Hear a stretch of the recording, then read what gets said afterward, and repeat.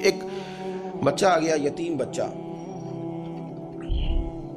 اس نے آ کے عرض کی حضور 3 گھر میں افراد ہیں، میں، میری بہن اور میری بیوہ ماں، والد حضور چلے گئے اور آج نہ 3 دن ہو گئے روٹی کوئی نہیں کھائی۔ میں اس منظر کو بھی جانتا ہوں کہ جب یتیم گھر میں اکٹھے بیٹھے ہوتے ہیں اور پتہ ہوتا ہے ان کو کہ ہماری اماں کے پاس آج پیسے کوئی نہیں اور گھر میں روٹی بھی کوئی نہیں، تو پھر ان کو بھوک ہی نہیں لگتی۔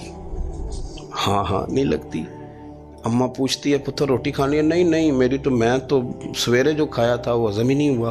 اماں جی شاہی کوئی نہیں۔ یہ پردے اس طرح کر کے بچائے جاتے ہیں، ایک دوسرے کو تسلیاں دینا، ایک دوسرے سے پیار کا بڑھ جانا، ایک دوسرے کے لیے جذبات اور طرح کے بن جانا، حکمت الہی کے تقاضے ہوتے ہیں۔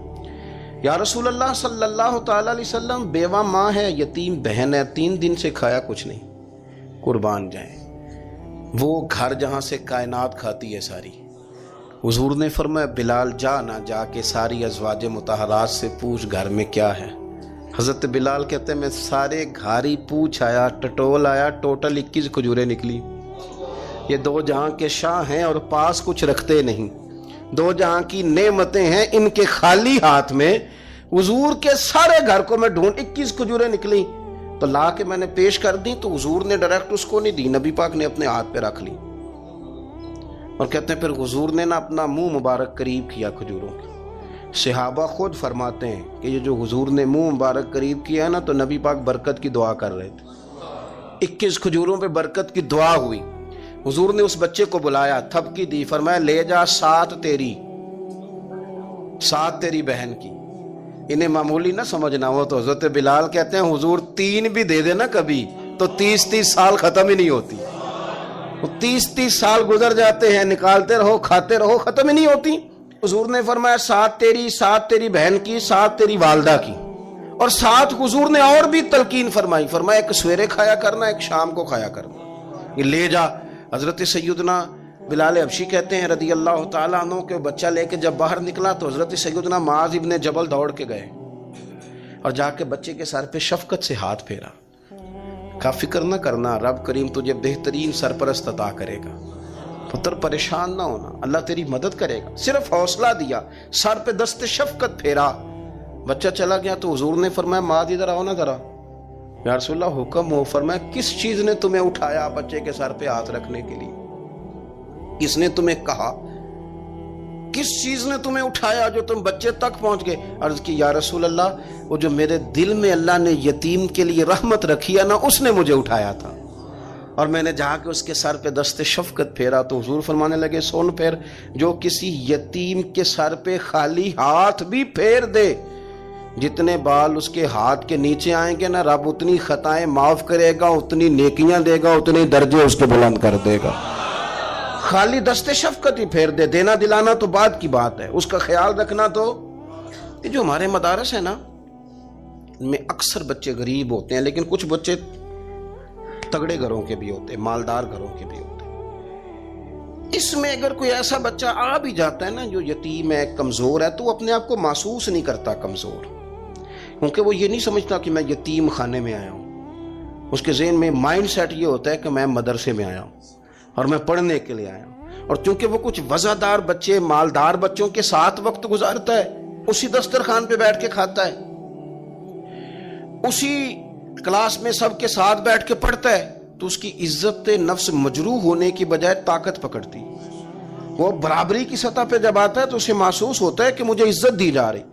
اس لیے مدارس اسلامیہ میری نظر سب سے مضبوط جگہ ہیں جہاں مساکین کی، یتیموں کی، غریبوں کی صحیح معنوں میں کفالت بھی ہوتی ہے، تعلیم بھی ہوتی ہے، عزت بھی ہوتی ہے، تربیت بھی ہوتی ہے۔ میرے رسول کریم علیہ السلام بڑے انہماک کے ساتھ، بڑے توجہ کے ساتھ۔ اچھا ایک کام اور ہوتا ہے ہمارے ہاں، وہ کیا ہے؟ اگر کوئی یتیم مال چھوڑ گیا نا اس کا باپ، تو پھر تو بارے نہیں آ رہے ہیں اس کے، پھر تو اللہ خیر کرے کہ بہت سارے مل جائیں گے کفالت کرنے والے، بہت سارے ملیں گے دھیان رکھنے والے، بڑے سارے ملیں گے توجہ دینے والے۔ قرآن مجید نے فرما دیا ہے کہ جو یتیم کا مال کھاتا ہے وہ سمجھ لے کہ میں مال نہیں کھا رہا، میں آگ کھا رہا ہوں، آگ کھا رہا ہوں، آگ۔ سورہ نساء دیکھیے ہمارے ہاں اگر تو وہ مال چھوڑ گیا ہے تو پھر تو بہت سارے رشتہ دار مستقل اس کے محلے میں مکان لینے کو تیار ہو جاتے ہیں، الا ماشاءاللہ۔ پھر تو بڑے سارے ایسے بھی رشتہ دار بن جاتے ہیں جن کو والد کی موجودگی میں کبھی زیارت کا موقع بھی نہیں ملا تھا۔ یہ مال جو یتیم کا ہے اس کی تو زیادہ حفاظت کرنی تھی۔ ہم کئی دفعہ مسئلہ بتاتے ہیں، لوگ فتویٰ بازی شروع کر دیتے ہیں۔ مجھے بلایا گیا کہ ایک صاحب کا انتقال ہو گیا تو ان کا ختم شریف ہے، تو بچے ان کے نابالغ ہیں، تو میں نے کہا کہ آپ اس طرح کریں، ان کے مال میں سے زیادہ پیسے نہ صرف کریں۔ نہیں جی نہیں، بڑے پیسے کمائے ہیں جی، اس نے ساری زندگی باہر نکالی ہے تو لاکھوں کروڑوں کمائے ہیں، تو چھوٹا گوشت پکائیں گے، بکرے کا گوشت پکائیں گے اور ہم ان کا ختم شریف دلائیں گے۔ تو میں نے کہا صاحب آپ رشتہ دار ہیں، ان کے بچوں کے مال کی حفاظت کریں۔ ختم شریف تو اس میں گوشت زیادہ ہونا ضروری نہیں، اس میں تو درد سے دعا کرنا ضروری ہے، اس میں تو تلاوت قرآن پاک کے سال ثواب میں ضروری ہے، ذکر اذکار ضروری ہے۔ لیکن کیا کیا جاتا ہے کہ بے دریغ مال ان کا اگر ہو تو، ایک حدیث پاک ہے بخاری مسلم میں، بڑے غور سے سنیے گا اور اس کے اندر جتنے پہلو ہیں ان پر پوری توجہ دیجئے گا کہ کہیں ہم ادھر آ تو نہیں گئے۔ رسول پاک صلی اللہ علیہ وسلم نا ہمارے لیے سب سے بڑے حکیم ہیں، سب سے زیادہ حکمت حضور نے ہمیں بتلائی ہے کہ اس رستے چلو گے تو بچو گے، اس رستے جاؤ گے تو ہلاک ہو جاؤ گے۔ نبی کریم علیہ السلام نے فرمایا، بخاری مسلم میں فرمایا، 7 ہلاک کرنے والی چیزوں سے بچنا، اگر ان میں تم چلے گئے تو ہلاک ہو جاؤ گے۔ 7 چیزیں ہیں جو تمہیں ہلاک کر دیں، برباد ہو جاؤ گے، تباہ ہو جاؤ گے، ہلاکت کا سفر ہے یہ، 7 چیزوں سے بچو۔ یا رسول اللہ صلی اللہ علیہ وسلم وہ کون کون سی؟ تو حضور نے فرمایا اللہ کے ساتھ شریک نہ کرنا، ہلاک ہو جاؤ گے۔ دوسرا نبی پاک صلی اللہ علیہ وسلم نے فرمایا جادو نہ کرنا، ہلاک ہو جاؤ گے، ہلاک۔ اور یار جسے حضور فرما رہے ہیں ہلاک ہو جائے وہ بچے گا؟ نبی پاک صلی اللہ علیہ وسلم نے تیسرے نمبر پر فرمایا جس شخص کے قتل کرنے کو اللہ نے حرام قرار دیا ہے اسے قتل نہ کرنا، ہلاک ہو جاؤ گے۔ چوتھے نمبر پر رسول پاک علیہ السلام نے فرمایا سود نہ کبھی بھی کھانا، ہلاک ہو جاؤ گے، ہلاک۔ بڑی بڑی دلیلیں دی بینک والوں نے، بڑا سمجھایا تو حاجی صاحب مان گئے، محترم مان گئے، کہنے لگے نہیں جی نہیں وہ کاروبار میں لگاتے ہیں۔ بڑے بھولے بالے ہیں ہم، پتہ سارا ہے۔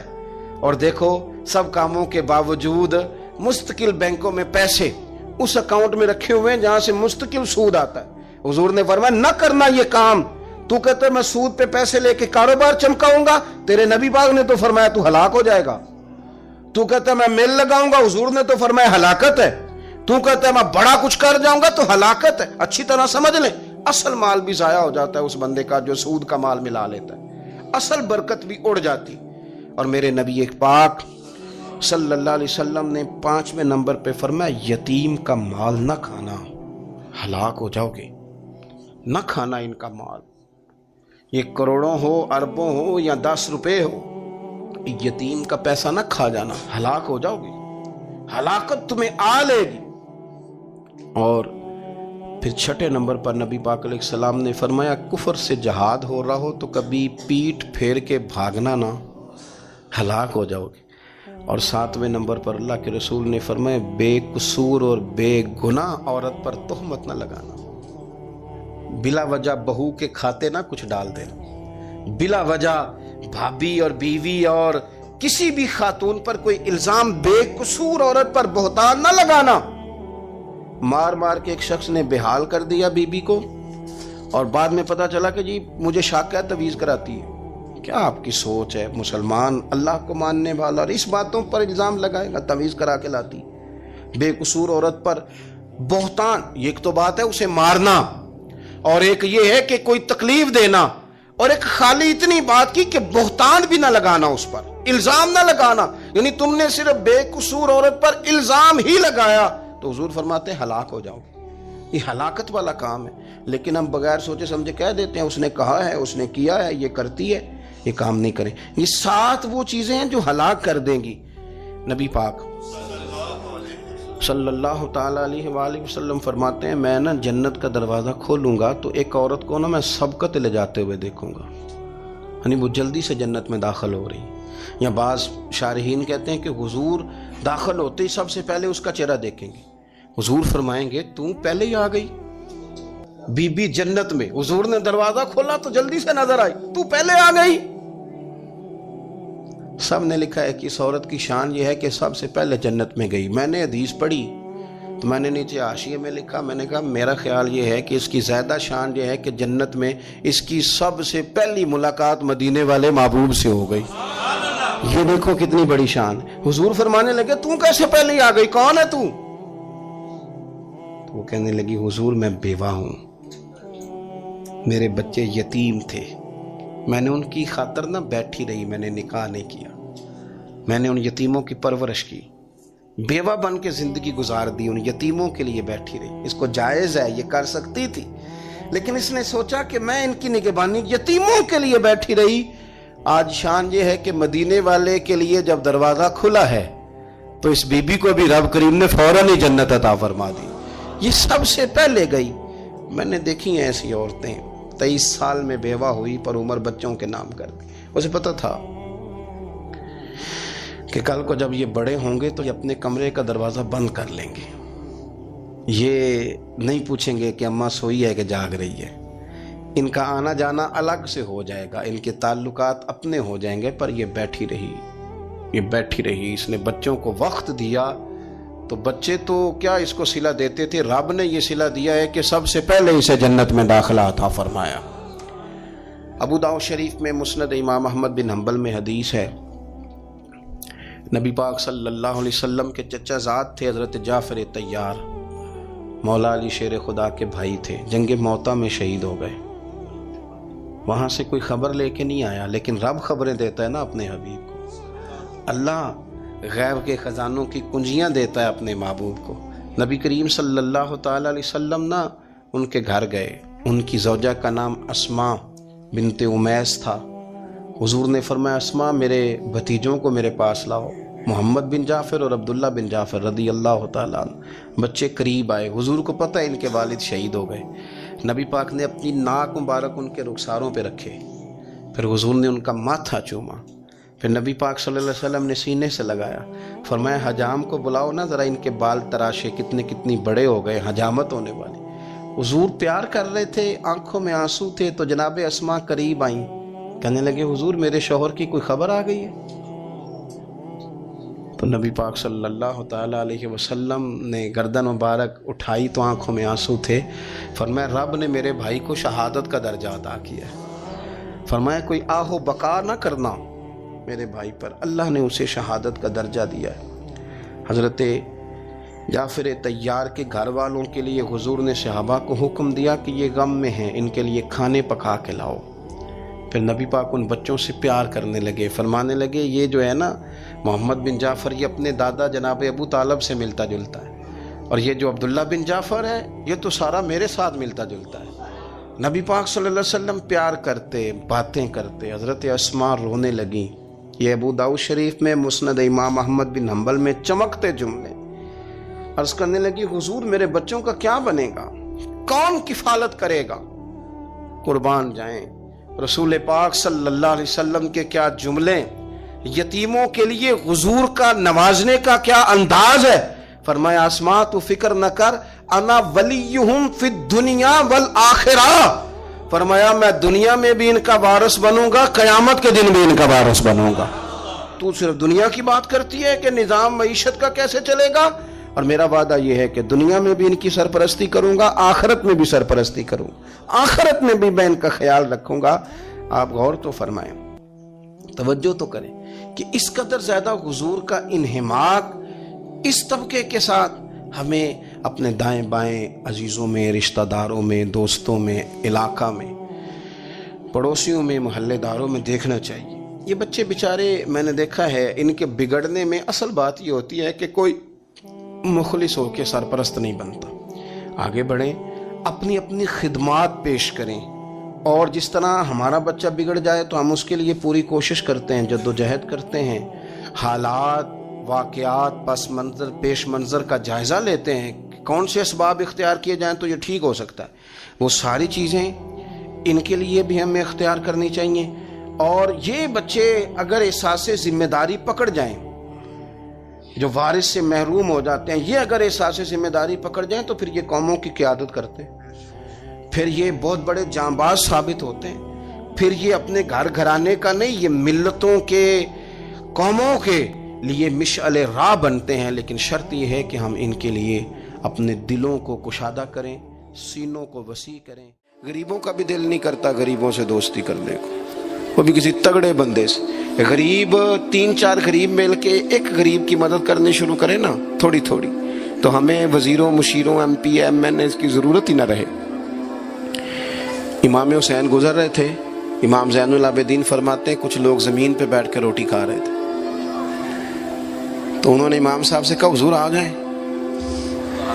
تو امام صاحب گھوڑے سے اترے، زمین پہ بیٹھ گئے، اور جب ان کے ساتھ روٹی کھائی تھوڑی سی، امام علی مقام اٹھنے لگے تو کہنے لگے حضور اور کھائیں، فرمانے لگے قسم بخدا ابھی کھا کے آیا تھا، اور کبھی روٹی کھا کے میں نے فوری طور پہ دوبارہ نہیں کھایا، بیٹھ اس لیے گیا ہوں کہ تمہارا دل نہ ٹوٹ جائے، دل بدستاور کے حج اکبر است۔ عزیز دوستو، غریب پروری، بہادری، اور سب سے بڑی بات یہ کہ قناعت پسندی، تھوڑے پہ گزارا۔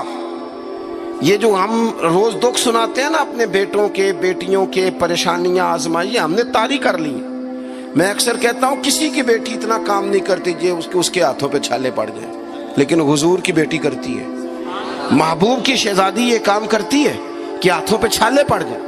نبی پاک صلی اللہ تعالیٰ علیہ وسلم کی شہزادی یہ کام کرتی تھی، ڈیوٹی کرتی تھی ذمہ داری سے۔ اور کنز المال میں وہ چمکتے دمکتے لفظ حدیث کے موجود ہیں کہ اونٹ کے بالوں کی بنی ہوئی چادر اوڑھ کے سیدہ فاطمہ چکی پیس رہی ہیں۔ محبوب نے دیکھا، آنکھوں میں آنسو بھی آئے، پتہ فرمایا کیا؟ فرمایا فاطمہ بیٹا دنیا میں تھوڑی سی تکلیف برداشت کر، آخرت کی ساری عزتیں اللہ تجھے ہی عطا فرمائے گا۔ اپنے گھروں کے اندر یہ خوبصورت ماحول لائیں۔ اور پھر سب سے بڑی بات یہ تھی کہ ان کا جو رشتہ تھا نا مصلی کے ساتھ۔ سبحان اللہ۔ یہ اذان کس کی ہے؟ اذان ایک کا ہی جواب دینا ضروری ہوتا ہے جی، زیادہ اذانیں ہو رہی ہیں نا تو ایک کا ہی جواب دیا جاتا ہے، آپ توجہ کریں میری بات پر۔ عزیز دوستو، نبی پاک صلی اللہ علیہ وسلم بڑی تگڑی ہے۔ او جناب، وہ آج کل جو ہمارے نقیبے محفل ہوتے ہیں نا، وہ تو کوئی صلی اللہ علیہ وسلم، ہمارے جو محفل کے اسٹیج سیکٹری ہوتے ہیں وہ تو کوئی 3-4 منٹ لگاتے ہیں جنت میں بھیجنے میں، پر نعت خواں تو 1.5 منٹ ہی لگاتا ہے، اندے تسی جلسہ کراؤ تو جنت واڈی۔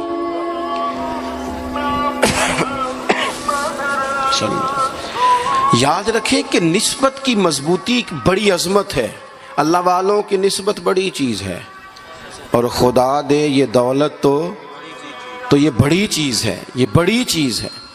یاد رکھ لے میرے عزیز کہ جب آپ کا رشتہ اگر نسبت تگڑی ہے تو عبادت کرنے سے تو اور تگڑی ہو جائے گی، مصلی پہ بیٹھنے سے تو اور مضبوط ہو جائے گی۔ آپ نبی پاک علیہ السلام کے گھرانے کا ترک دیکھیں تو وہ عبادت سے بڑا ان لوگوں کا شغف ہے، اللہ اللہ کرنے سے بڑا ذوق ہے۔ ہم نا پہلے بھی کمزوریاں کافی تھی، پر جب سے موبائل آیا ہے نا، یہ موبائل تسبیح کی جگہ پہ آیا ہے، ہاتھوں میں تسبیح ہوتی تھی جہاں موبائل آئے۔ مصلی کی عبادت، ریاضت کمزور کر لی ہم نے۔ رسول پاک صلی اللہ علیہ وسلم کا اپنا طریقہ یہ تھا کہ حضرت عائشہ صدیقہ رضی اللہ تعالیٰ عنہ فرماتی ہیں کہ حضور نے ساری رات نماز پڑھی اور قدم شریف میں ورم آ گیا۔ کبھی آیا ہمارے پہ پیروں میں ورم عبادت کر کے؟ ساری رات نماز پڑھی، قدمین شریفین میں ورم آ گیا، اور جب قدموں میں ورم آ گیا نا تو فرماتی ہیں میں نے عرض کی یا رسول اللہ آپ کے تو صدقے اللہ اگلے پچھلوں کے گناہ معاف کرے گا، اور آپ اس قدر زیادہ آہوزاری کرتے ہیں۔ تو نبی پاک علیہ السلام نے فرمایا عائشہ تم نے کہا ہے نا اللہ میرے اوپر بڑا مہربان ہے، اللہ بڑا کریم ہے، اس نے مجھے رسولوں کا امام بنایا ہے، اپنا محبوب بنایا، تم ہی کہہ رہی ہو نا یا رسول اللہ؟ ہاں۔ تو فرمایا پھر میں اپنے رب کا شکر گزار بندہ نہ بنوں؟ حضور کثرت سے عبادت کرتے، سیدہ فاطمہ رات کو زیادہ وقت مصلی پہ گزارتی، حضرت امام حسن اور حسین لمبی عبادت کرتے۔ 9-10 محرم کی درمیانی رات تھی، عمر بن سعد امام علی مقام کے پاس آیا، آ کے کہنے لگا حسین دو ہی باتیں ہیں، یا جنگ کریں گے یا آپ بیعت کریں گے۔ تو امام حسین فرمانے لگے اس طرح کرو، ایک رات کی مہلت دو، صبح بتاؤں گا۔ امام صاحب نے اسے کہا، وہ چلا گیا۔ حضرت عباس بن علی، یہ حضرت علی کے صاحبزادے ہیں، میدان کربلا میں حضرت مولا علی کے 4 اور بیٹے بھی شہید ہوئے، ایک حضرت عباس، ایک حضرت ابو بکر بن علی، ایک حضرت عمر بن علی، ایک حضرت عثمان بن علی۔ یہ نام دیکھو کیسے شاندار، اور یہ نام حضرت علی نے نام رکھے اپنے یاروں کے نام پہ، نام رکھے۔ خلفائے ثلاثہ سے عقیدت بتاتی ہے ان کی کتنی تھی۔ تو حضرت عباس رضی اللہ تعالیٰ عنہ نے آ کے سیدنا امام حسین کی خدمت میں عرض کی، حضور آپ نے جو فیصلہ کرنا ہے نا سویرے، مجھے ابھی پتہ ہے، آپ نے بیعت تو کرنی نہیں، ہونی تو جنگ ہے۔ تو یا رسول اللہ صلی اللہ علیہ وسلم، اے امام علی مقام رضی اللہ تعالیٰ عنہ، آپ نے رات کی مہلت کیوں لی؟ یہ عجیب لوگ ہیں، پتہ نہیں کیا سوچیں گے، مہلت لینے کی کیا ضرورت تھی؟ کہ میری بات یاد رکھنا جو عرض کر رہا ہوں۔ امام حسین فرمانے لگے، عباس تیرا کیا خیال ہے، سوچنے کے لیے ٹائم لیا ہے تو حضور پھر کس لیے لیا ہے؟ تو کیا جملے ہیں امام حسین کے، فرمانے لگے، عباس تجھے پتا ہے نا مجھے سجدوں سے بڑا پیار ہے، سجدوں سے پیار ہے، دعاؤں سے پیار ہے، عبادت سے پیار ہے۔ میرا دل کرتا ہے ایک رات رہ گئی ہے، میں رج رج کے سجدے کروں، اپنے مالک کے حضور اپنی پیشانی رکھوں، خوب دعائیں مانگوں۔ تو ان کا تو عبادت سے اتنا شغف تھا۔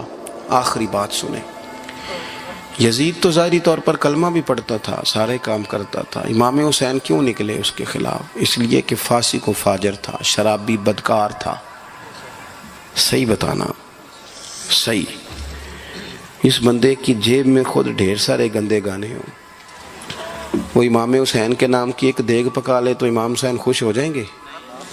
جو وہاں لڑکیوں کے اسکول کالج کے سامنے روز کھڑا ہو، وہ کہے کہ میں نے 6 نعرے پورے لگائے امام حسین کے نام کے، تو امام حسین خوش ہو جائیں گے؟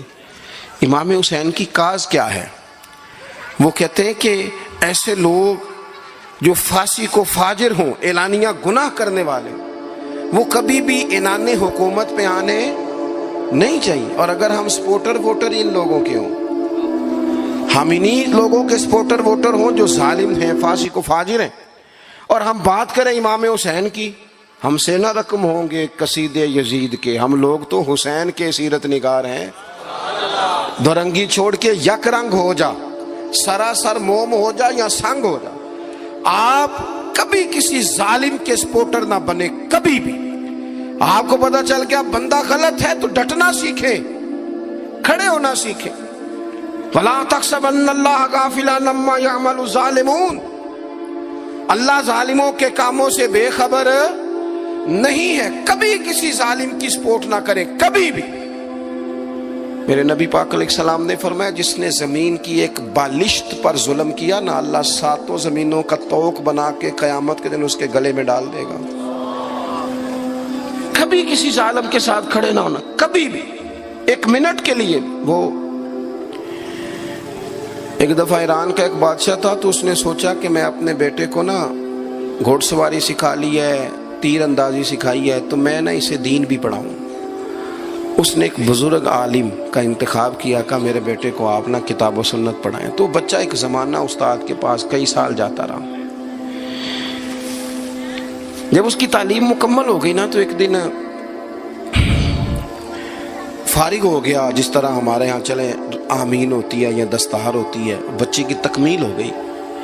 ایک دن ویسے ہی استاد صاحب نے گھر بلایا، کہا پتر میرے پاس آؤ۔ بچہ چلا گیا تو استاد صاحب نے اندر سے کنڈی لگا لی اور بچے کو کافی سارے تھپڑ مارے، کھینچا، زد و کوب کیا، مارا۔ بچے نے گھر آ کے والد کو شکایت لگائی تو والد کہنے لگے، پتر تیرے استاد عالم فاضل بندے ہیں، ایسے بلا وجہ مارا، میری سمجھ میں نہیں آتا۔ ماں کو کہا تو اماں کہنے لگی، پتر تیرا باپ کہتا تو ٹھیک ہے، چلو حالات بدل گئے، زمانہ بیت گیا، وہ بادشاہ فوت ہو گیا، یہ بیٹا تخت پہ بیٹھا۔ اب وہ درد نہیں جاتا تھا اندر سے کہ استاد نے زیادتی کی میرے ساتھ۔ اس نے پہلا حکم یہ جاری کیا کہ میرے استاد کو بلاؤ۔ استاد بڑے بوڑھے ہو گئے تھے، ضعیف تھے، چھڑی پہ جھکے ہوئے، 2 بندے لے کے آئے، استاد جی کو کھڑا کیا، استقبال کیا، کرسی بھی دی۔ کہنے لگا، استاد جی ناراض نہ ہونا، میں بے اختیار تھا، آپ سے پوچھ نہیں سکا، آج میں نے پوچھنے کے لیے بلایا ہے، میرا قصور کیا تھا؟ استاد صاحب نے یوں آنکھیں کھولی، کہنے لگے پتر یہ جو آج دن آیا نا اسی دن کے لیے مارا تھا، یہ جو آج دن آیا نا اسی دن کے لیے تیری پٹائی کی تھی۔ کہا استاد جی کیوں؟ کہنے لگے پتر کتنے کو سال ہو گئے مار کھائی کو؟ کہا کو 13-14 سال ہو گئے، بھولی تو نہیں نا زیادتی؟ کہا جی بھولی نہیں۔ فرمانے لگے اس لیے تجھے مارا تھا کہ ایک نہ ایک دن تو نے باپ کی جگہ پہ بیٹھنا ہے، پتر خیال رکھنا اگر میں نے تیرے ساتھ کوئی زیادتی کی تھی تجھے 14 سال نہیں بھولی تو بھی کسی کے ساتھ نہ کر بیٹھنا، اسے قیامت تک نہیں بھولے گی، اور ایک عدالت صبح قیامت بھی لگے گی، پھر وہاں جواب دینا ہے ثم لتسألن یومئذ عن النعیم۔ جو تمہیں اقتدار کی نعمت ملی ہے اس کا خیال رکھنا، اللہ تعالیٰ حساب لے گا۔ غریب آدمی کو قرض کی ضرورت پڑ گئی، 1000 دینار چاہیے۔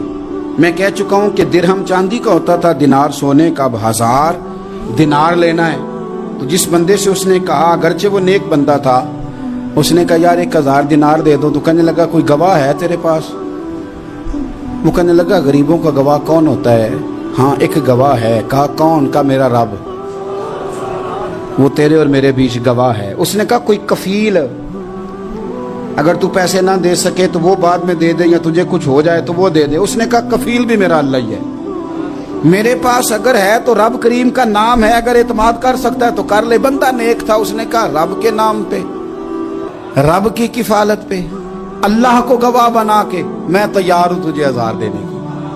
اس نے 1000 دینار دے دیا، وقت واپسی کا طے ہو گیا، وہ چلا گیا پیسے لے کے۔ اس نے پوری محنت کی کہ میں نے وقت پہ پیسے لوٹانے، پوری محنت بھی کر لی، اللہ نے مدد بھی کر دی، پیسے بھی اس تاریخ کو اسے مل گئے۔ بعض لوگوں کا تو لوٹانے کا دل ہی نہیں نہ ہوتا۔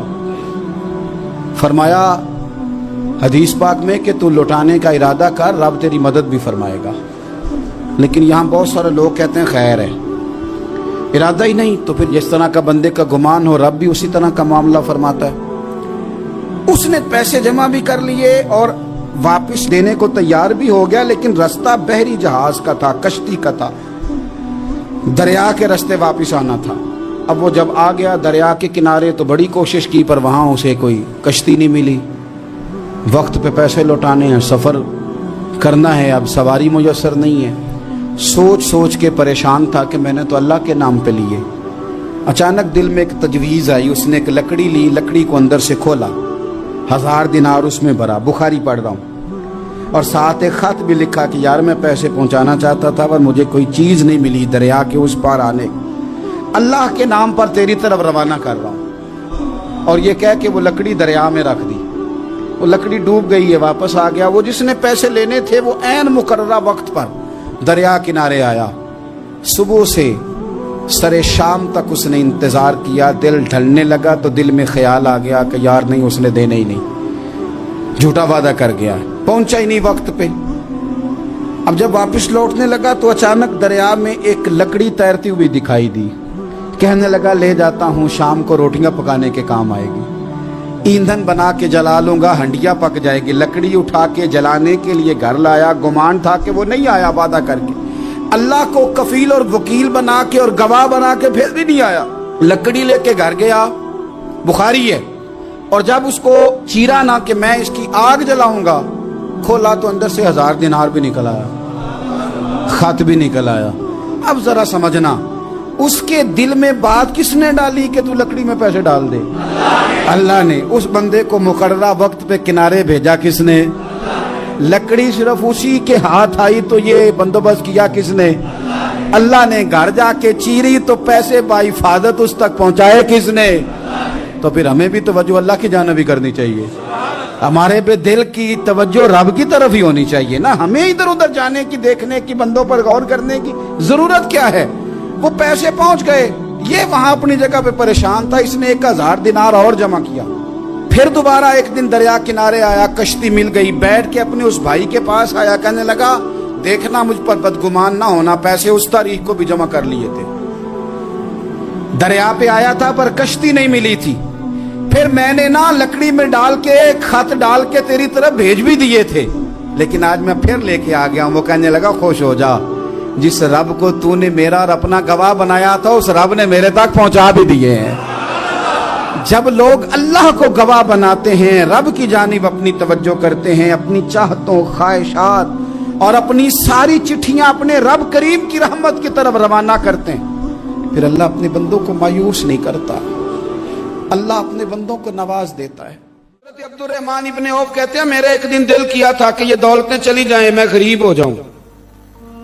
حالانکہ امیروں کا کبھی غریب ہونے کو دل میرا کیا تھا کہ کس طرح؟ فرمانے لگے ایک غریب صحابی حضرت سعد انصاری نبی کریم کی بارگاہ میں ملنے کے لیے آئے۔ انہوں نے جب نبی پاک کے سامنے ہاتھ کیے نا ملانے کے لیے، قربان جائیں، انہوں نے ہاتھ پیچھے کرنا چاہا پر میرے نبی نے ان کا ہاتھ تھام لیا، حضور نے زور سے پکڑ لیا۔ انہوں نے ایک دفعہ چاہا، پھر اصل میں آپ سمجھے نہیں نا میں کیا کہہ گیا ہوں، یعنی حضور نے ہاتھ تھام لیا، یعنی نبی کریم نے ان کا اپنے دست مبارک سے ہاتھ پکڑ لیا۔ صحابی خاموش ہو گئے، حضور نے پھر ان کا ہاتھ کھولا، اور میں یہ کیا ہے؟ وہ رو پڑے، عرض کرنے لگے حضور بچے زیادہ ہیں، مزدور آدمی ہیں، پھاوڑے کے ساتھ، کدال کے ساتھ، کئی کے ساتھ کام کرتے، یا رسول اللہ یہ نہ چھالے پڑ گئے میرے ہاتھوں پہ۔ حضرت عبد الرحمن ابن عوف کہتے ہیں کائنات نے، دھرتی نے وہ نظارہ بھی دیکھا کہ جس رسول کے قدم چومنے کے لیے جبریل جھکے، اس محبوب نے مزدور کا ہاتھ چومنا شروع کر دیا۔ فرماتے ہیں غریبی کو وہ عزت ملی کہ میرا بھی دل کرتا تھا غریب ہو جاؤں، دل کرتا تھا یہ کس نے ذروں کو اٹھایا اور صحرا کر دی، یہ کس نے قطروں کو ملایا اور دریا کر دی، یہ کس کی حکمت نے یتیموں کو کیا در یتیم اور غلاموں کو دنیا بھر کا مولا کر دیا۔ ہم نا اصل میں عزت نہیں دے پائے، ہم نے وہ جو سٹیٹس کا فرق رکھا ہوا ہے نا، اس نے تباہی کر دی۔ مزیدار روٹی ویسے کون کھاتا ہے؟ جو روز چھوٹا گوشت کھاتا ہے؟ کون مزیدار کھانا کون کھاتا ہے؟ جو تکے کھاتا ہے روز؟ میں بتاتا ہوں، مزیدار روٹی وہ مزدور کھاتا ہے جو کام پہ جاتے ہوئے نا سویرے 2 روٹیوں میں اچار رکھ کے ساتھ لے کے جاتا ہے۔ میں ذمہ داری سے کہہ رہا ہوں، کبھی دیکھ لینا اسے کھاتے، ہاں کبھی دیکھنا، مدرسے میں مزدور لگے ہوئے تو میں دیکھتا تھا 2 روٹیاں سویرے، وہ تو نخرہ کرتا ہے بھائی، لوگ کہتے ہیں یہ مجھے باندھا ہے، یہ مجھے کھلا ہے، اس میں نمک زیادہ ہے، اس میں، کیونکہ وہ امیر آدمی ہے جو 50,000 روپیہ روز کا کماتا ہے، وہ تو پیسے دیکھ ہی نہیں سکتا، وہ تو سیدھے بینک میں جاتے ہیں، بینک سے نکل جاتے ہیں۔ وہ جو 600 روپیہ دیہڑی کماتا ہے نا، 600، وہ 3 دفعہ ہاتھ جھاڑتا ہے، 3 دفعہ بسم اللہ پڑھتا ہے۔ ہاں وہ یہ 50,000 والے کو کہاں بسم اللہ یاد رہتی ہے، تو آئے بینک میں اور گئے بینک سے۔ مزدور سویرے 2 روٹیاں باندھ کے لاتا ہے، دوپہر تک وہ اچار جو رکھا ہوتا ہے وہ بھی آدھا پونے کو لگ جاتا ہے، لیکن وہ تھوڑی سی چھاؤں دیکھتا ہے، اے سی والے کمرے میں اتنا چسکا نہیں روٹی کھانے کا، لیکن وہ تھوڑی سی چھاؤں دیکھتا ہے، اس کے نیچے جاتا ہے، پھر اپنے ہاتھ دھوتا ہے، پھر پانی بھرتا ہے پیالے میں، اور پھر جب وہ بسم اللہ شریف پڑھ کے کھاتا ہے، کبھی اس کی آنکھیں دیکھو، کبھی اس کا کبھی نظام دیکھو، اور پھر جب وہ روٹیاں کھا کے آسمان کی طرف دیکھتا ہے تو لگتا ہے کائنات کا سب سے بہترین کھانا کھایا ہے اور بہترین شکریہ بھی ادا کر رہا ہے۔ میں آپ کو صحیح کہہ رہا ہوں، نبی پاک صلی اللہ علیہ وسلم کی حدیث ہے، حضور نے فرمایا دنیا کا بہترین کھانا وہ ہے جو انسان محنت کی مزدوری سے کھاتا ہے، بہترین روٹی ہے وہ، بہترین۔ نبی پاک نے غریبی کو عزت دی۔ نبی کریم کا انقلاب یہ ہے کہ، اور حضور نے نا ایک اور بات بھی ذہن میں رکھی، نبی پاک صلی اللہ علیہ وسلم نے لوگوں کو بتایا کہ گناہ ہوتا ہے، کیمرے لگانے سے گناہ نہیں ختم ہوتے، کیمرے لگانے سے گناہ نہیں ختم ہوتے، چوکیاں بنانے سے نہیں ختم ہوتے، گناہ تب ختم ہوتے ہیں جب احساس پیدا ہو جائے کہ یہ چیز غلط۔ میرے معاشرے میں گالی کو لوگ گناہ ہی نہیں سمجھتے، بالکل یہ تو کوئی جرم ہی نہیں، حالانکہ حضور صلی اللہ علیہ وسلم نے فرمایا مومن کو گالی دینا اعلانیہ فسق ہے، جو کسی مومن کو گالی دیتا ہے وہ اعلانیہ اللہ کی نافرمانی کرتا ہے، یہ کوئی گناہ ہی نہیں۔ اب 2 3 5 لطیفے جھوٹے سنا جانا یہ گناہ ہی کوئی نہیں۔ اور نبی پاک نے فرمایا مومن بزدل ہو سکتا ہے، کنجوس ہو سکتا ہے، پر میرا مومن جھوٹ نہیں بولتا۔ آپ سمجھے بات، ہمارے ہاں یہ معیار بن گیا کہ ہم نے گناہ کو گناہ نہیں سمجھا۔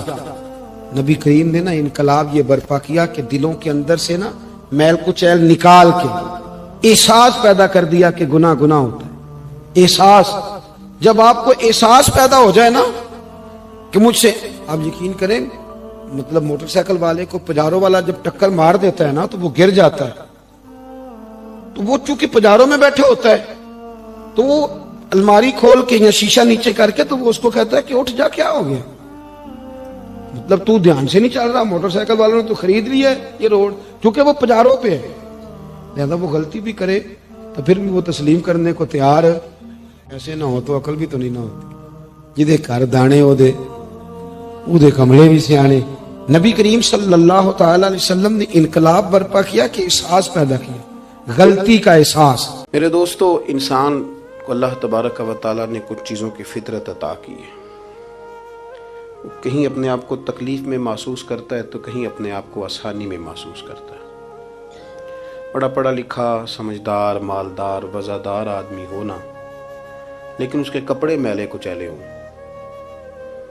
तो ना वो कहीं जाने में आसानी महसूस करता है और ना किसी को घर बुलाने में आसानी महसूस करता है। एक मुफ्त का बोझ उसकी तबीयत पे होता है कि मेरे कपड़े ठीक नहीं, मुफ्त का बोझ। लेकिन बंदा बिल्कुल अनपढ़ हो, सादा हो, घर टूटा हुआ हो, लेकिन उसके कपड़े ठीक हों, उठना बैठना भी नहा के आया हो, इस्त्री वाले कपड़े पहने हो, तो कहीं बैठते हुए जरा हिचकिचाहट नहीं महसूस करता। आप खुद जब अपने वो कपड़े उतार लेते हैं ना, इनको मिट्टी लगी हुई थी, कहीं गर्द लग गई थी, तो खुद भी अपने आप को आसानी में महसूस करते हैं। वरना ना वो सारी महफिल में सबसे ज़्यादा तवज्जो इसी बात पे रहती है कि मेरा बटन टूटा हुआ है, और वो जीने नहीं देता कि बटन जो टूट गया है। तो बार बार बंदे का ख्याल होता है कि किधर तक न लाया कोई। ये नफसियाती मसला है, इसको समझें। इंसान फितरत के हाथों बाज़ौक़ात मजबूर होता है। जिस तरह इंसान का ज़ाहिरी हुलिया ठीक ना हो तो पूरे सुकून में नहीं होता, इसी तरह अगर बातिन पे कोई बोझ हो ना, ये तकब्बुर वाला बंदा कभी सुकून में नहीं रहता, ये उजब वाला, खुद पसंदी वाला बंदा कभी सुकून में नहीं रहता। बीमारी लग जाती है ना मेरी तरह के कुछ लोगों को। बुजुर्गों की बात नहीं करता कि हमें स्टेज पे होना चाहिए, मैं चौधरी साहब हूँ, मैं मालदार हूँ, मैं इलाके का बड़ा हूँ, मैं दरवेश हूँ, मैं सूफ़ी हूँ। आप यकीन करें कि उनको पीछे बैठ के महफिल सुनने का मज़ा ही नहीं आता। वो सारी महफिल में यही सोच रहे होते हैं कि कभी कोई अगे साध ले ना। ये बीमारी है, ये सुकून नहीं लेने देती। ये एक मसला है। खुद पसंदी, हसद, उजब, किबर, ये मसाइल हैं। आप जो मर्जी कर लें, ये आपको सुकून नहीं लेने देंगे। किसी बंदे का ये ज़हन बन जाए ना कि मैं जाना जाऊँ, मैं पहचाना जाऊँ, तो आप यकीन करें कि वो मिन्नतें करता है कि यार कोई मेहरबानी करो, मेरा भी जिक्र करो कहीं। शेख सादी रहमतुल्लाह अलैह फरमाया करते थे कि लकड़ी को घिन इतनी तेज़ी से नहीं खाती जितनी बड़े लोगों को खुशामद तेज़ी से खा जाती है। इनका बस नहीं चलता, वरना 2 बंदे रख लें 8-8 घंटे की ड्यूटी पे कि मेरी तारीफ़ें किया करो, बस नहीं चलता। ये बातन के जो मैल कुचैल है ना, मेरे रसूल करीम का कमाल ये है कि हुजूर ने नज़र करम से सारे ही दूर फरमा दिए। और महबूब के अपनों ने जब नबी पाक से दलील मांगी ना कि आप अल्लाह के नबी हैं, तो उसकी दलील क्या है, अपनों ने दलील मांगी। कुरैश ने, अपनों को मनवाना ज़रा मुश्किल होता है ना भाई, अल्लाह का कानून है, उसने चिराग के बिल्कुल नीचे अंधेरा बना दिया है, इसका कानून है, क्या किया जाए, नहीं मानते। अपनों को मनवाना, करीबियों को। उन्होंने जब, मेरे एक दोस्त ने मुझसे कहा कि एक नहीं समझ आई कि जब कोहे सवा पे हुजूर ने कहा था कि मैं अगर तुम्हें कहूँ कि इस तरफ दुश्मन खड़ा है तो सारे कह रहे थे हम आपकी बात मानेंगे, तो मैंने कहा वो सरकार को मानने की बात थी। यहाँ भी बहुत सारे लोग हैं वो कहते हैं हज़रत साहब आपकी इज़्ज़त बड़ी करते हैं, पर चुप कर जाए, सियासत का नाम ना लेना। मेरी बात की समझ आ रही? आपकी इज़्ज़त बड़ी करते हैं पर चुप कर जाए। आपने ये नहीं कहना कि सूद ना खाओ, बिल्कुल आपने ये नहीं कहना कि चौधरी साहब के बच्चे की शादी पे बैंड बाजा नहीं होना, क्योंकि हम तो इज़्ज़त करते हैं। इज़्ज़त करना और होता है और बात मानना, इनमें फ़र्क होता है ना जी। कुछ लोग हया करते हैं पर बात, लेकिन ज़्यादा खुशी उसी की होती है जो हया भी करे और बात भी माने। तो अपनों ने जब दलील मांगी ना कि आप अल्लाह के रसूल हैं, तो उसकी दलील क्या है, तो अल्लाह करीम ने फरमाया महबूब इनसे फरमाइए फ़क़द लबिस्तु फ़ीकुम उमरम मिन क़ब्लिही, वो बाहर से तो नहीं ना आया, मैंने तुम्हारे दरमियान उम्र का हिस्सा गुजारा है। अफला ताकिलून, क्या तुम्हें अकल नहीं? मेरी तरह का कोई सच्चा है तो दिखाओ, कोई सादिक और अमीन है तो दिखाओ। तुम्हारे बीच नबी करीम का ना उठना बैठना, चलना फिरना, یہ اس طرح کا تھا کہ کوئی چیز کسی پر بوجھ نہیں بنتی تھی، بلکہ جو دیکھتا جاتا تھا مدینے والے کا غلام بنتا جاتا تھا۔ ہم نا آپ یقین کریں کہ اگر نکل آئے نا، آ جائیں سادگی پہ، سادی زندگی بڑی آسان ہوتی ہے، بڑی آسان۔ یہ جو بچے 4,500 روپیہ لگا کے بال کھڑے کراتے ہیں نا سر پہ، یہ پھر پریشان بھی رہتے ہیں کہ اتنے پیسے لگا دیے، دیکھا کسی نے بھی نہیں۔ اور جو بزرگ ابھی آیا نا، اس نے گھاس کاٹی ہے، بھینسوں کو چارہ ڈالا ہے، کپڑے بس اس نے جلدی سے پہن لیے، صحیح استری، اس کو کوئی فکر نہیں، کوئی دیکھے تب بھی ٹھیک ہے، نہ دیکھے تب۔ نبی پاک صلی اللہ علیہ وسلم نے انسان کو کہا کہ اندر کا بوجھ اتار دے، ورنہ تیرے لیے جینا مشکل ہو جائے گا۔ یہ اتار دے اندر کے سارے بوجھ، یہ جھوٹ کا بوجھ، یہ عداوت کا بوجھ، یہ حسد کا بوجھ۔ اعلیٰ حضرت بریلوی رحمۃ اللہ علیہ ملفوظات شریف میں فرماتے ہیں کہ حسد کرنے والا سامنے والے بندے پہ اعتراض نہیں کرتا، بلکہ حسد کرنے والا اللہ کی تقسیم پہ اعتراض کرتا ہے۔ وہ کہتے ہیں اسے کو دیا ہے، مجھے دینا چاہیے تھا۔ بحث کرتے ہیں لوگ، اپنے گھر بیٹھ کے دلائل جمع کرتے ہیں۔ کبھی کسی شخص کے بارے میں آپ ذرا قرآن مجید پڑھیں اور میرے رسول کریم صلی اللہ تعالی وسلم کی احادیث کا مطالعہ کریں۔ قرآن تو حضرت موسیٰ کی شان بھی بیان کرتا ہے، حضرت یوسف کے تذکرے نہیں بیان کرتا قرآن، جناب عیسیٰ روح اللہ کی عظمت قرآن بیان نہیں کرتا۔ اعلیٰ حضرت بریلوی رحمۃ اللہ علیہ کے سامنے کسی نے شعر پڑھا کہ شان یوسف جو دبی تو وہ بھی اسی در پہ دبی، تو اعلیٰ حضرت فرمانے لگے تمہیں غلطی لگ گئی ہے، میرے نبی کسی کو دبانے نہیں آئے۔ تو بندے بڑے حضرت ہوتے ہیں نا جی، اعتراض تو پڑا ہے، ابھی واٹتے پہ ہے، تو کہنے لگا جی شعر پہ اعتراض کرنا آسان ہے پر شعر کہنا مشکل ہے، تو فرمانے لگے چلو کہہ بھی دیتے ہیں۔ اس نے کہا دی اب کہیے، تو فرمانے لگے شعر یوں کہو کہ شان یوسف جو بڑی وہ بھی اسی در سے بڑی، شان یوسف جو بڑی تو وہ بھی اسی۔ عزت دینے سے آپ کوئی کمزور ہو جائیں گے؟ کوئی نقصان ہو جائے گا کسی کو عزت دینے سے؟ کیا فرق پڑتا ہے؟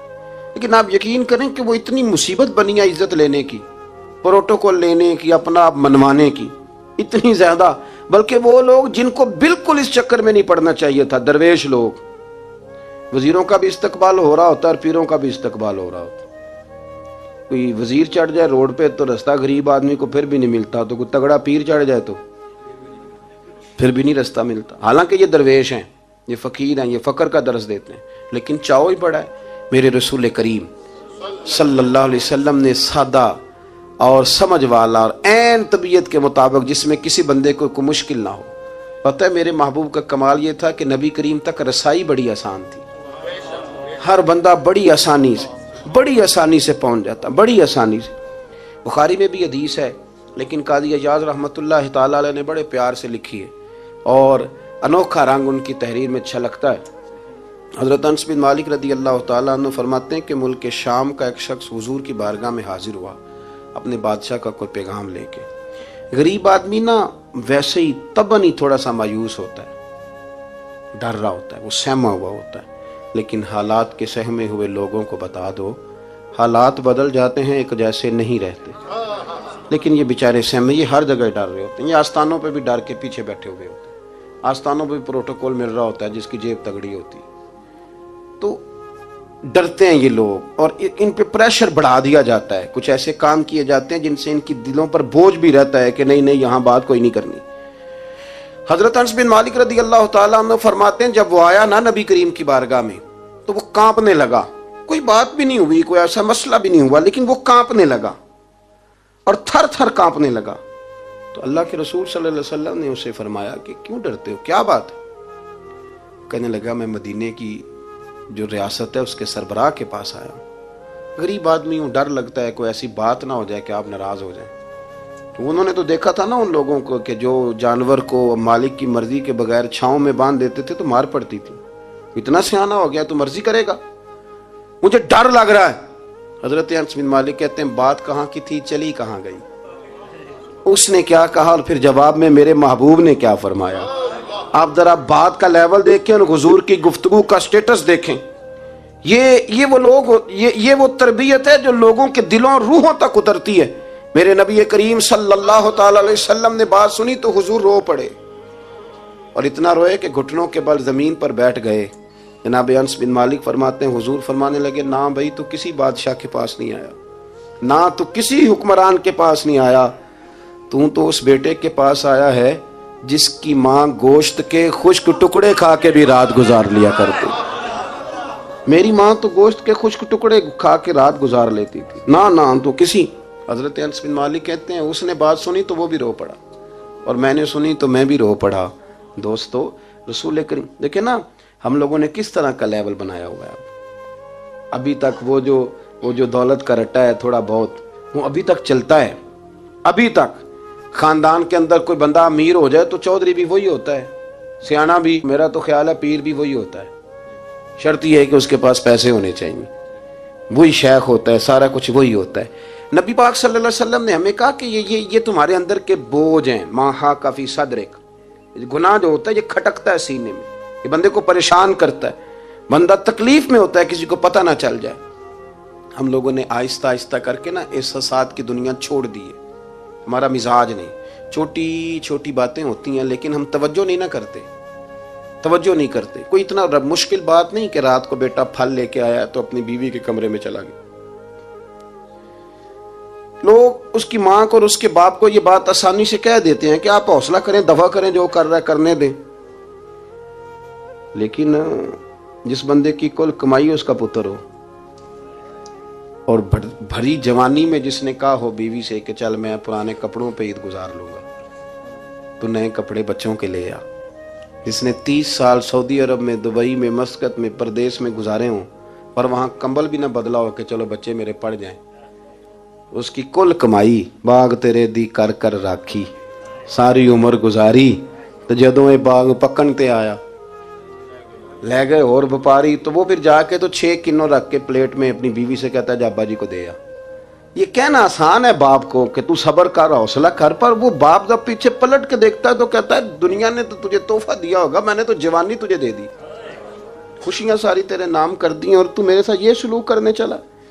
احساسات نہیں, اس کو پتہ ہی نہیں. روز دوست کو ٹیلی فون کرتا ہے کہ آج باہر سے کھانا کھائیں. کبھی ابا جی کو بھی کرنا کہ ابا جی آج میرے بغیر روٹی نہ کھانا, میں آؤں گا تو مل کے کھائیں گے. کبھی کہے اماں کو کہ اماں مجھے بڑے بڑے ریسٹورنٹ میں وہ مزہ نہیں آیا کہ تیرے ہاتھ کے چاولوں کی روٹی میں مزہ آیا, آج پکا نا. مجھے لگتا ہے اماں کو راشا بھی ہو تو پھر بھی وہ تیرے لیے محنت کرے گی. لیکن احساس ضروری ہے نا, وہ ہم پیدا نہیں کرتے, وہ ہماری توجہ نہیں جاتی. صاحب طبقات کہتے ہیں نبی کریم صلی اللہ تعالی علیہ وآلہ وسلم نے نا جب صحابہ کرام آئے تھے مکہ مکرمہ سے مدینہ طیبہ, تو آپ نے سن رکھا ہے کہ انصار مدینہ نے اپنی جائیدادیں بھی تقسیم کر کے آدھی آدھی مہاجرین کو دے دی تھی. تو ان میں ایک حضرت ام ایمن بھی تھی, نبی کریم کی رضائی والدہ ہیں. یہ حضرت عبداللہ رضی اللہ تعالیٰ عنہ جو سرکار کے والد گرامی, ان کی آزاد کردہ لونڈی حضرت سیدہ طیبہ طاہرہ جناب آمنہ رضی اللہ تعالیٰ عنہ کی بھی بڑی خدمت کی انہوں نے. ان کو بھی ایک باغ ملا ہوا تھا.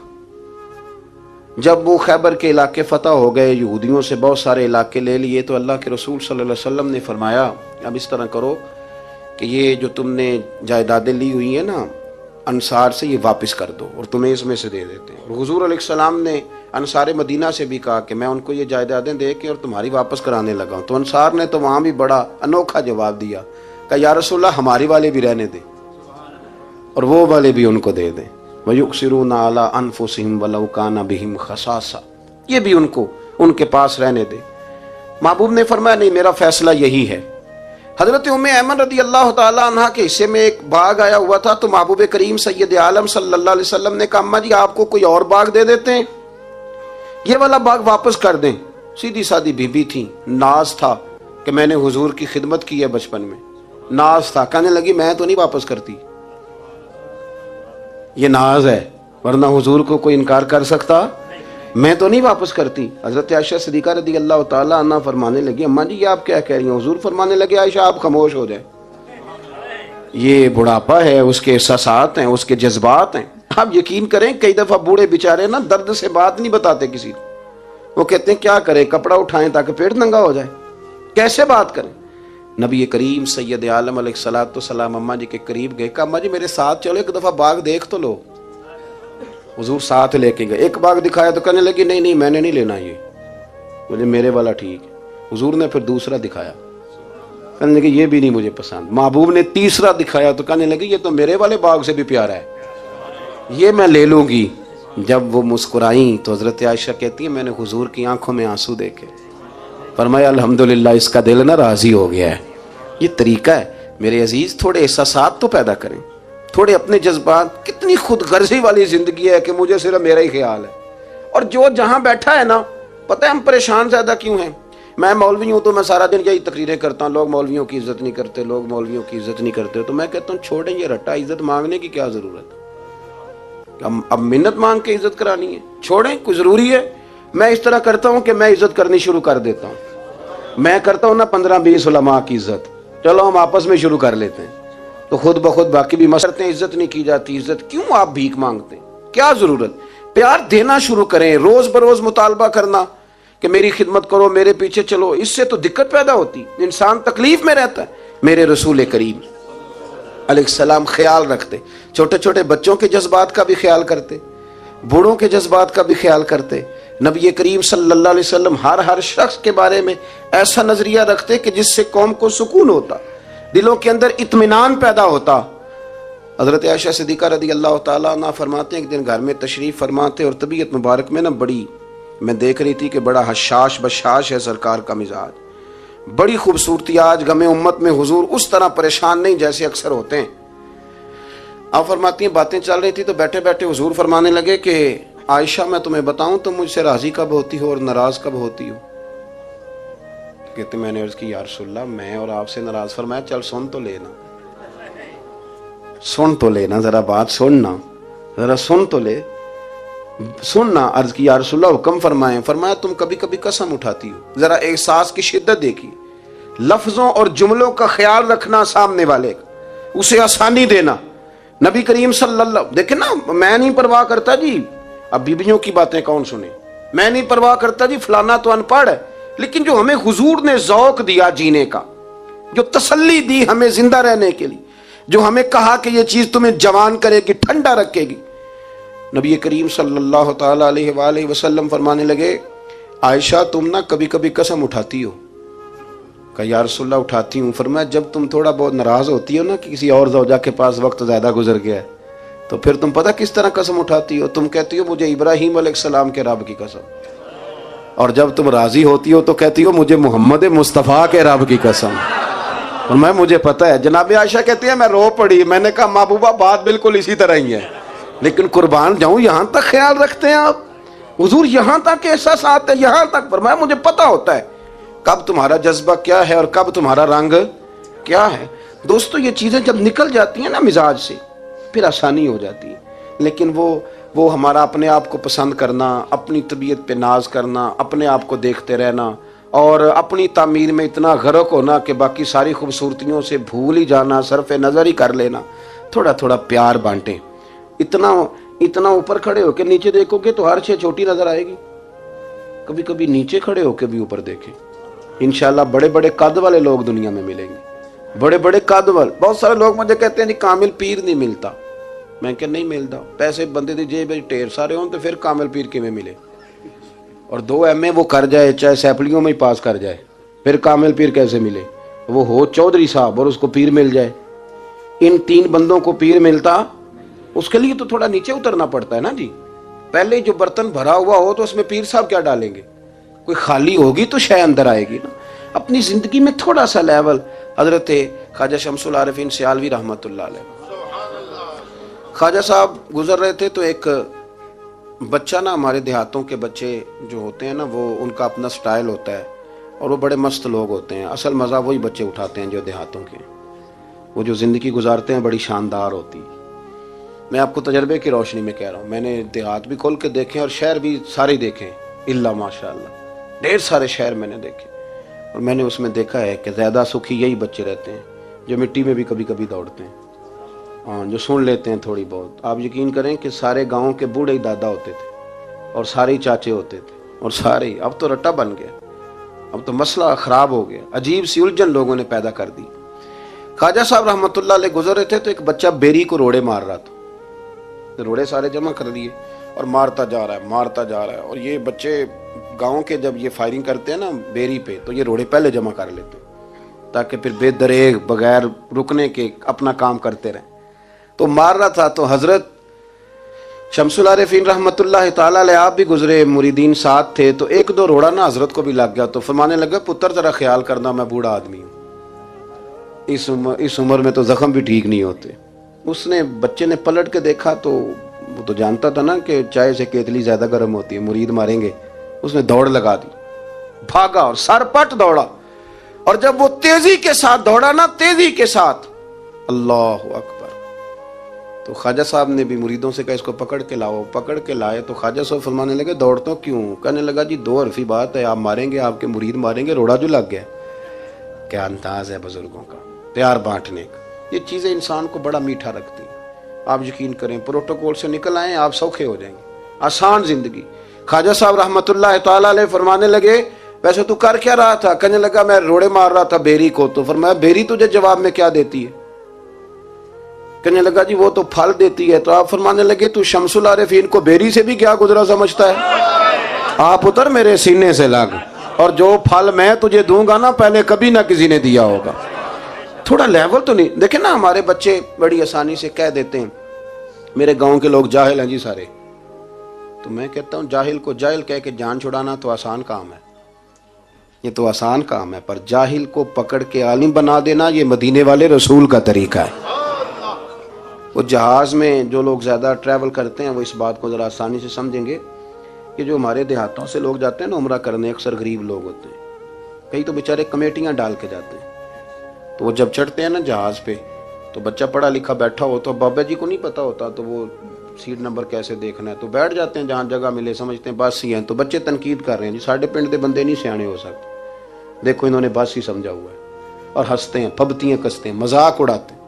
तो मैं कहता हूँ यार तू अगर पढ़ा लिखा होता ना तो तू दरवाजे पे जाके बाबा जी का हाथ थामता, फिर तो सीट नंबर दे के उन्हें बिठाता, हाथों पे सीट बेल्ट बांधता, फिर पानी की बोतल देता, और फिर कहता हुजूर बुजुर्गों मैं फलानी जगह बैठा हूँ, मेरी जरूरत पड़ी तो दोबारा भी आवाज दे लेना। पढ़े ना बुखारी मुस्लिम।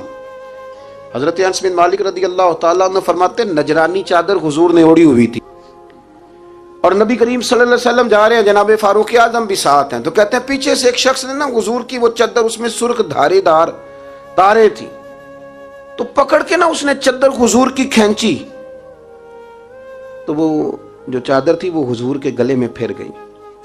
फरमाते मैं वो तकलीफ महसूस कर रहा था, तो वो खींच के ना चादर, तो कहने लगा मैं कुछ मांगने आया हूं। तो दरवाजा जोर से खटखटाए उसे भीख देते हो? कहते दौड़ जा, दरवाजा तोड़ेगा। लेकिन हदीस के लफ्ज़ हैं फल्तफ़ता इलैहि फदाहिक। हजरत अनस बिन मालिक कहते हैं जब मुस्तफ़ा करीम ने उसकी तरफ देखा तो हुजूर ने मुस्कुराना शुरू कर दिया। यहाँ मुस्कुराना कमाल है। आला हज़रत बरेलवी कहते हैं जिसके गुच्छे से लच्छे जड़े नूर के उन सितारों की नुज़हत पे लाखों सलाम, और जिसकी तस्की से रोते हुए हंस पड़े उस तबस्सुम की आदत पे लाखों सलाम। हुजूर ने तवज्जो की तो मुस्कुराए। फरमाया क्या लेने आए हो? कहने लगा भिखारी हूं, कुछ लेने आया हूं। चादरें खींच के मांग रहा है। तो नबी करीम अलैहिस्सलाम ने दिया कितना? मेरे करीम से गर कतरा किसी ने मांगा, दरिया बहा दिए हैं, दुर बे बहा दिए हैं। नबी करीम ने फरमाया ये दो पहाड़ियों के दरमियान जितनी बकरियां खड़ी हैं सारी इसे दे दो। दो पहाड़ियों के दरमियान जितनी बकरियां खड़ी हैं सारी इसे। वो आया था तो उसे अदब अदाब भी नहीं आते थे, मांगने का तरीका भी नहीं आता था, लेकिन गांव गया तो जाके दीन का मुबल्लिग बन गया। क्या तबलीग करता है? कहता हो लोगों गुर्बतों से परेशान लोगों आओ मेरे साथ, मैं तुम्हें मदीने ले चलूं। मेरे रसूल इतना देते हैं कि गुर्बत का डर भी निकल जाता है। जब तबीयत के अंदर इंसान के एक मिजाज बन जाए ना, आप यकीन करें ये बड़े ठंडे लोग, मस्त लोग, परवाह कोई नहीं। वरना बहुत सारे ऐसे लोग हैं बेचारे जिंदगी में जो दूसरों को सीधा करते करते ना खुद बड़े टेढ़े हो गए, हालात खराब हो गए। इमाम अहमद बिन हंबल वो रवायत लाए हैं, जब एक शख्स ने आकर हजरत उमर से कहा था मैं तकरीर करना चाहता हूँ, तो फरमाया तू ना करना। उसने कहा हुजूर मैं पढ़ा लिखा हूँ, क्यों ना करूँ? फरमाया जब तू मिंबर पे बैठ के वाज करेगा तो बहुत सारे लोगों को गुनहगार भी तो समझेगा ना, तो तेरा अपना क्या बनेगा? ये भी तो बता ना, कि फिर तेरे अंदर के लेवल का क्या बनेगा? अपने आप को ना इन कबाहतों से, अगर आपके कपड़े ठीक नहीं, आप सुकून में नहीं है, तो आपके अंदर मैल हो तकब्बुर की, हसद की, गीबत की, चुगली की, और सबसे बड़ी बदगुमानी की, बुरा सोचने की, फिर आप कहें कि मैं सुकून। आप यकीन करें ہمارا کوئی مخلص دوست اس لیے نہیں ہوتا کہ ہم کسی کو مخلص سمجھتے ہی نہیں. ہمارے زمانے میں سچا اس لیے کوئی نہیں کہ ہم کسی کو سچا سمجھتے نہیں. ہمیں بزرگ اس لیے نہیں ملتے کہ ہم کسی کو بزرگ ناراض نہ ہونا. میری بات پہ غور کرنا. ہمارے ہاں اس لیے کوئی ہمارا ہمدرد نہیں کہ ہم کسی کو ہمدرد. ہمارے بندے کو تو دکاندار کہہ رہے ہیں, ہر بندے کو تو جھوٹا کہہ رہے ہیں, ہر بندے کو تو دھوکے باز کہہ رہے ہیں, ہر شخص تو ہماری نظر میں جاہل ہے, ہر عالم تو معاذ اللہ ہماری نظر میں بے عمل ہے. تو جب اس قدر زیادہ ہمارا ذہن برا ہو جائے گا, یا ایھا الذین آمنوا اجتنبوا کثیرا من الظن ان بعض الظن اثم, اتنا برا سوچیں گے تو پھر تو حضور نے فرمایا نہیں کہ اللہ تمہارے گمان کے قریب ہے. اس طرح کا گمان کرتے ہو رب بھی ویسا ہی بن جاتا ہے. تو اپنی سوچوں کو ستھرا کریں, اپنی طبیعت میں نرمی لائیں. آپ اچھے بندے ڈھونڈنے ملیں گے تو رب آپ کو ڈھیروں بندے عطا کرے گا. اپنے آپ کو کمزور نہ کریں, کبھی چھوٹا نہ کریں. چھوڑیں, اپنی نجی مجلسیں بھی پاک کریں, صاف ستھری کریں اور خوبصورت کریں, اور اپنی جو خلوتیں جلوتیں ان میں محنت کریں. اپنے سے دوسروں کو افضل جاننا سیکھیں, لوگوں کا اکرام کرنا سیکھیں, آداب سیکھیں, اور لوگوں کے بارے میں اچھی گفتگو کرنی سیکھیں. آپ یقین کریں یہ کام آپ کسی کے لیے کر کے دیکھیں, اللہ آپ کو سکون عطا کرے گا. اعلیٰ حضرت بریلوی رحمۃ اللہ علیہ سے کسی نے کہا تھا, حضرت جی میرا دل بڑا بے سکون رہتا ہے تو کوئی وظیفہ دیں. تو اس کا خیال تھا کچھ پڑھنے کو بتائیں گے. تو فاضل بریلوی رحمۃ اللہ علیہ فرمانے لگے, اس طرح کر, کسی بندے کے ساتھ نیکی کر, پر اسے پتہ نہ ہو میرے ساتھ کون کر رہا ہے, اسے خبر ہے. فرمایا اس طرح کی نیکی کر, پھر رب تیرے دل کو قرار عطا کرے گا. وہ جو دکھا کے مسجد میں پیسے دیے جاتے ہیں وہ نام تو ہو جاتا ہے پر سکون لے جاتا ہے وہ, لیکن جو چھپا کے نیکی ہوتی ہے وہ ذرا مزہ کر جاتی ہے. اٹھ فریدا ستیا, جھاڑو دے مسیت, تو ستیں تے رب جاگدا, تیری ڈاڈے نال پرید. اٹھ فریدا ستیا تے خلقت ویکھن جا, متے کوئی مل جائی بخشیا تے توں وی بخشیا جا.